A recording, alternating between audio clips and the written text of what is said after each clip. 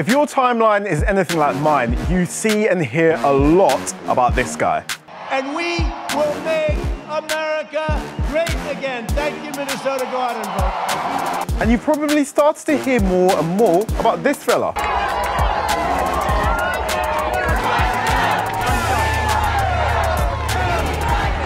And obviously, there's loads of this. Oh, give me a break. Because you know what? There's nothing smart about you. That all means one thing. It's election time in the United States.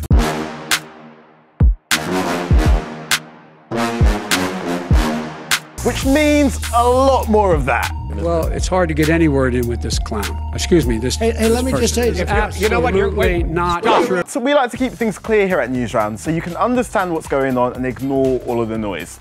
So here's the 5 things you actually need to know about the enormous election in November. First up, the election isn't just for the president. There are elections for almost everything. In Alaska and Massachusetts. Massachusetts. Yeah, Massachusetts. In fact, in Alaska and Massachusetts, citizens will be voting on whether to change how they vote next time. Basically, there's a whole load of voting going on. So why does everyone mostly just talk about the president? Here's Ritu, who works for the BBC in America, to explain. The presidency is a big deal. The president is the most powerful figure in Washington, the commander-in-chief of the military and the leader on foreign relations. Laws are made in Congress, but it's the president who has the final say on nearly all of them. He's the one who deals with other countries. He appoints leaders to big national organizations. And when it comes to situations like a global pandemic, it's the president who leads the country's response. Ah, okay, it's the big job, I get it. Now, second thing to remember with the presidential election is that all the votes for the president, yeah, they don't actually elect the president. I know, it's a twist. Thankfully, this is Tom. He's a great guy. He makes graphics for Newsround, and we've come up with this to explain it. The president is voted for by the Electoral College. Each state gets a different number of electors depending on its population. There are 538 Electoral College votes up for grabs, so you need 270 votes to reach a finish line first. When American citizens vote for who they want to be president, they're actually voting for who they want their state's electors to vote for. That makes little states like North Dakota and Vermont, which only have 3 votes, a bit less important than big states like California with 55 votes, or Texas with 38 votes.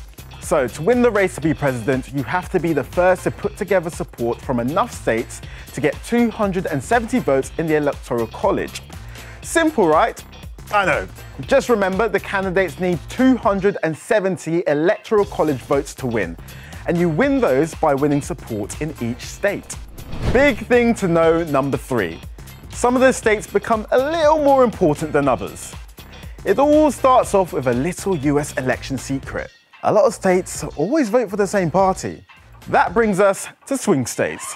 This is where the fun starts. Florida is the best example. In the last 6 elections, it has voted 3 times for the Democrats and 3 times for the Republicans. Make your mind up, Florida. Thankfully, Ritu is in Florida and she's here to help us out. Unlike many other states, voters here are more likely to change which party they support. That means presidential candidates always put a lot of energy into speaking to people here, as their votes are really valuable. Swing states are where the election is won and lost, and where parties focus their work. That's why Donald Trump is visiting Florida several times ahead of the election, and why one Democratic donor gave $100 million to help Joe Biden campaign here. Now, if all of that wasn't complicated enough for you, then try this one. There are different types of votes. Yep, that's right. Let me hand over to this guy to explain.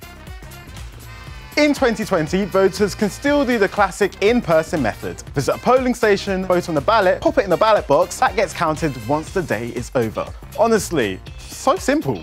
This year, because of changes in the rules and some changes to help people vote during the coronavirus pandemic, there are going to be a lot more people voting by post. In fact, it's predicted that around 80 million people will vote by post this year. That's larger than the entire population of the UK. Postal votes are counted in a different way too, as officials have to make sure the vote is from the person it says it's from. So the whole process can take a while. In 2020, many are expecting a delay in the result. What do we mean by delay? Well, back in 2000, it took 36 days to produce a final result for the presidential election. So, get comfortable.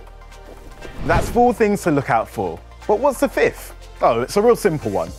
The new presidential term won't begin until midday of January 20th, 2021. Sorry, what? So that gives everyone just over 78 days to think about what all the results mean. Or to have a lie down.